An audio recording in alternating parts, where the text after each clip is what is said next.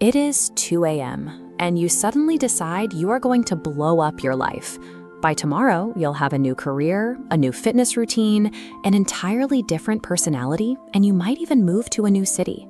For a few hours in the dark, that urge feels incredible. Your brain floods with a surge of motivation, making you feel as though you have already successfully become this entirely new person. Then, 3 weeks pass. The motivation evaporates, the grand plans are forgotten, and you find yourself sitting in the exact same spot, dealing with the exact same problems. This cycle highlights a strange paradox. The very moment you feel most ready to change everything is often the moment your brain is most focused on finding an escape, rather than building a path forward. Identity exhaustion occurs when you become tired of the specific version of yourself tied to your current environment. The mind begins seeking a new identity as a way to drop the weight of the old one. Over time, your daily routines, your ingrained habits, and the emotional mistakes you repeat begin to accumulate. They form a heavy, invisible weight that you carry through every interaction. When that weight becomes too heavy, the brain scans for an exit strategy.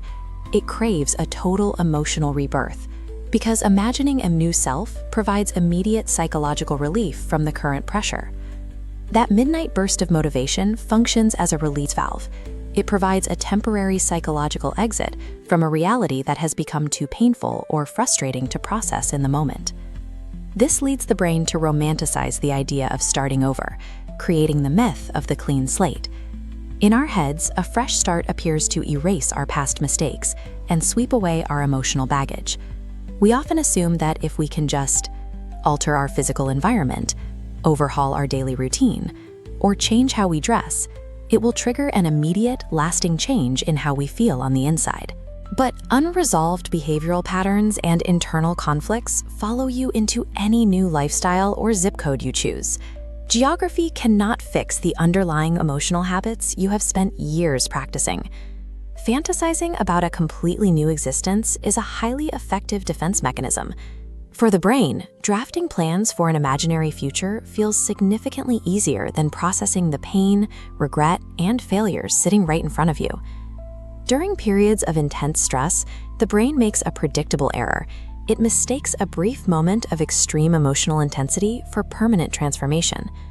Look at this diagram comparing our feelings to our actions.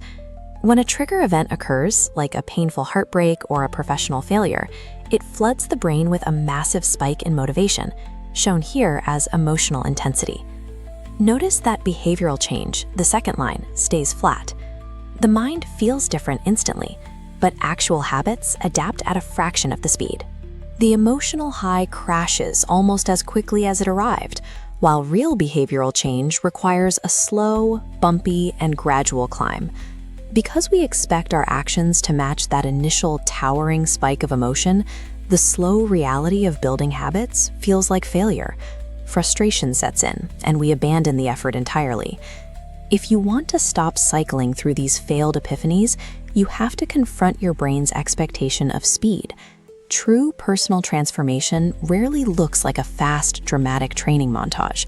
The actual mechanics of changing your behavior are highly repetitive. They are slow, and because they force you out of your established comfort zones, they are inherently uncomfortable. Instead of plotting an immediate escape from your life, you have to opt for gradual healing.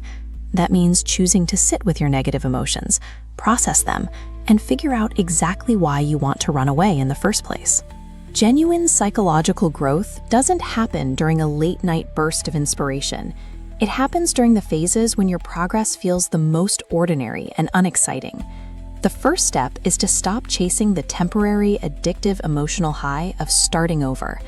You need to build the psychological endurance to face the current version of yourself.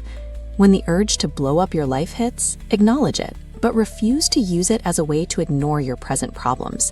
Confronting your present reality, your specific flaws, decks, and habits, strips away the need for an imaginary escape.